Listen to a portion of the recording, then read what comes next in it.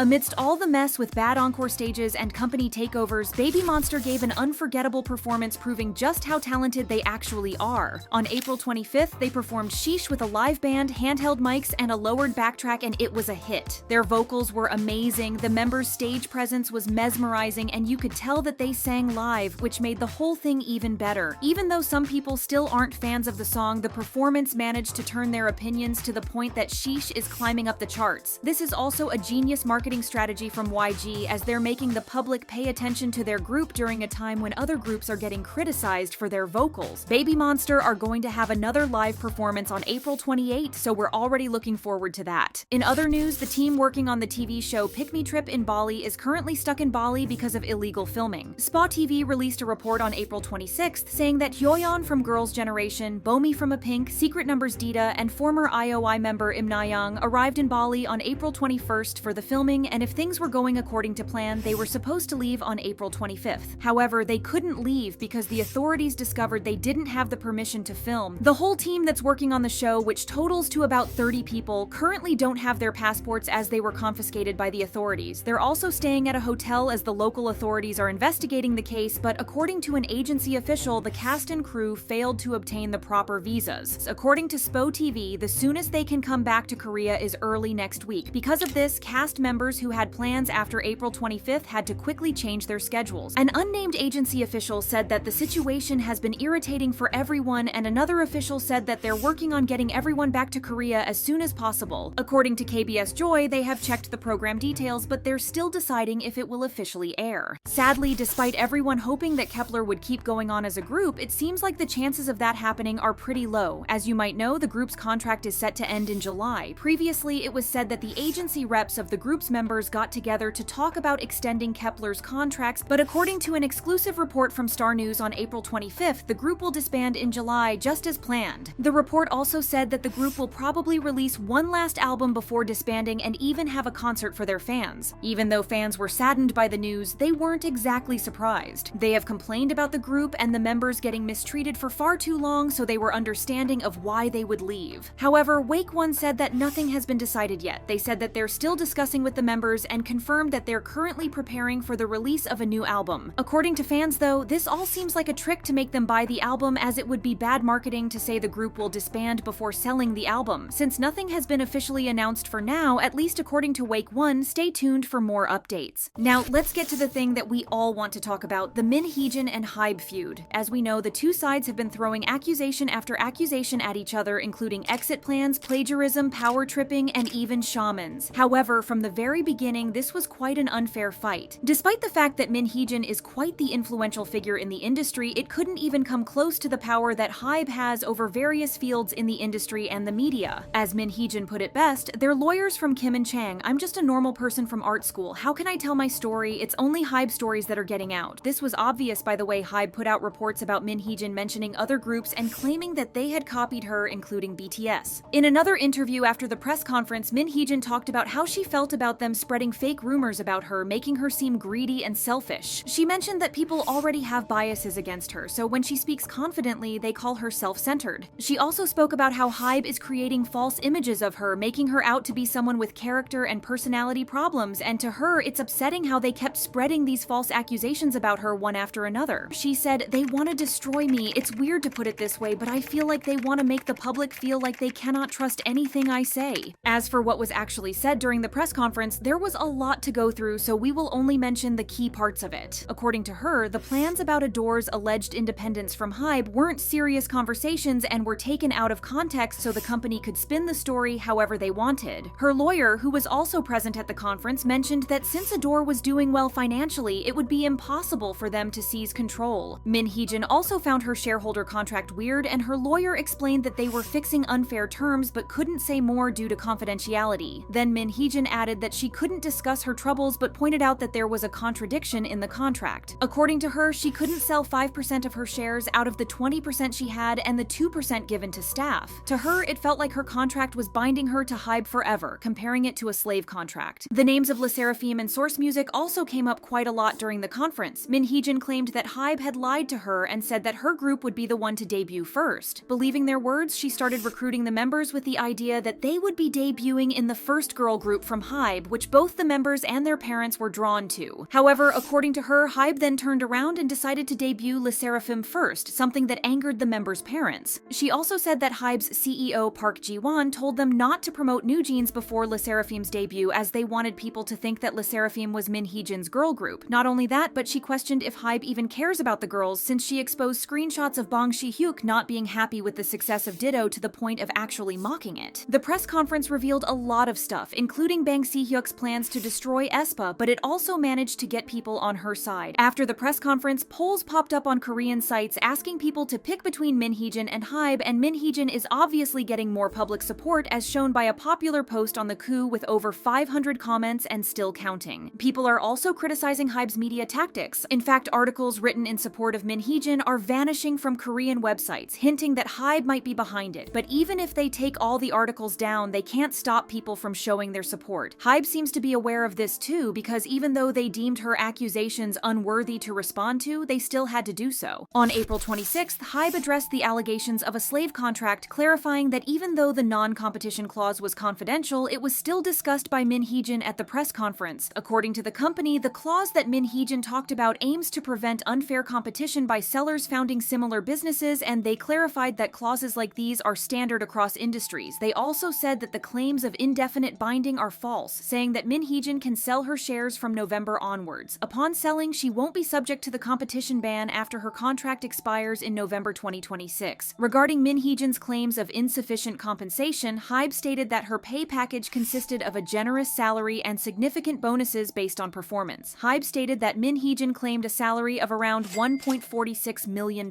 which includes a performance incentive specifically for 2023, in addition to the salary, long-term incentives, and stock compensation. This amount places her as the highest paid employee among all HYBE headquarters and subsidiary staff in Korea. In their statement, HYBE also responded to allegations about lying regarding Min Hee Jin's group debuting before Le Sserafim. They clarified that they addressed this issue in detail via email on April 22, 2024. HYBE suggested that Min Hee Jin's denial of receiving the email might be because it contains explanations that contradict her claims. The detailed response highlighted that HYBE did not break any promises regarding the debut order. Rather, Min Hee Jin apparently requested full control over creating the group and insisted on debuting them under her separate label. Despite opposition from Source Music, HYBE respected Min Hee Jin's wishes, transferred the members to Adore, and provided significant financial support. This process, acknowledged by Min Hee Jin herself in an interview, resulted in delays unrelated to HYBE's intentions. They also expressed that they were worried that if it was known that only rookies were in Adore's debut team, there might be leaks about NewJeans' member lineup, especially since Sakura joined Source Music. To keep both groups' news exciting, HYBE asked Min Hee Jin to follow this plan. Last, they argued that they didn't neglect NewJeans' promotions, saying that they had written and spread 273 press releases just for NewJeans. That's compared to the 659 press releases they spread for BTS and their members, and 365 pieces for 17, which is how HYBE argued that NewJeans were treated the same as the other artists. Despite these claims, the public is very skeptical about HYBE's claims. So far, whatever they said wasn't backed up by any actual proof and only by their one-sided statements. Meanwhile, Min Hee Jin showed tangible proof during her press conference. Whatever the result of this fight is going to be, HYBE will never be the same, as their true colors came out during this whole ordeal.